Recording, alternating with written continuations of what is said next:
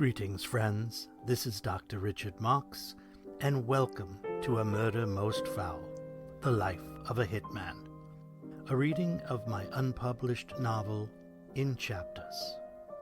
I hope you'll enjoy it. Chapter 5, Wednesday evening at 6 p.m. The Thursday after being contracted, I was due to case the location. Actually, it was scheduled for 0500. Just as I was sitting down to watch the evening news on Wednesday night, curious to see if the commies had invaded Poland, when there was a knock at my door. It was Mr. Major, filling the entire doorframe. "You shouldn't be here, and how did you find out where I live?" I asked, thinking it was arcane knowledge.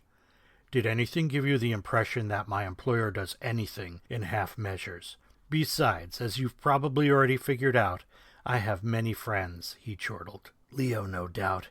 People who work in law enforcement have strong bonds." "Yes, it took me about 6 seconds to figure that out, but figuring out that you were carrying a .22 was a big surprise. High standard suppressed?" I wondered. He pulled the gun out and handed it to me. "Ah, the memories," I sighed. He smiled. "I figured, Nom. Never mind anyway," he said, reholstering the .22. "You'll be using a .38 for the job. No offense, but let me do this my way. I prefer 9mm. My boss doesn't allow my way. Anyway, this is much more complicated. The patsy will be using a Charter Arms .38, so you need to use the same."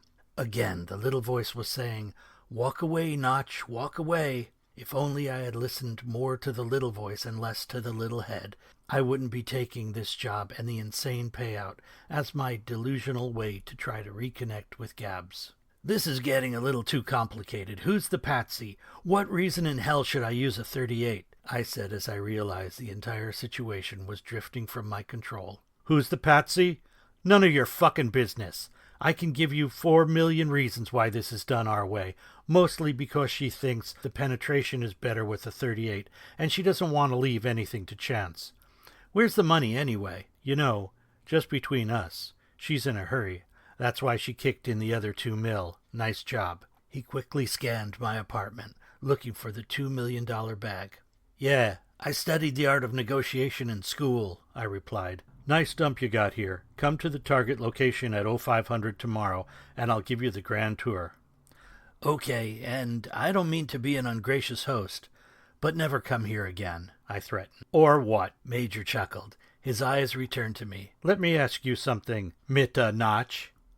He accentuated the Mitta with a Charlie Chan accent. "Do you intend to stay in this line of work after the job? 4 mil goes a long way. My sources tell me you've been in this line for 7 years. That's way past the expiration date." Fuck, how could he know that? I thought I was doing a much better job of staying under the radar.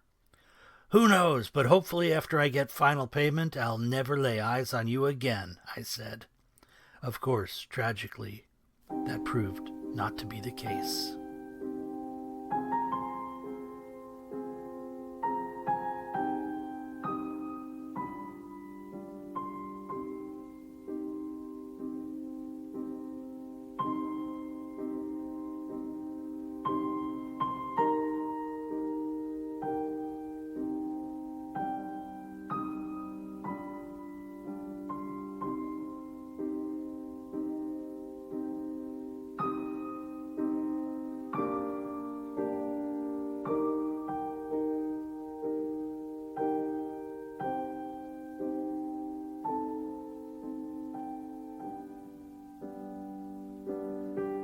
Thank you for listening to A Murder Most Foul, The Life of a Hitman, copyright 2025, as read by me, the author, Dr. Richard Marks.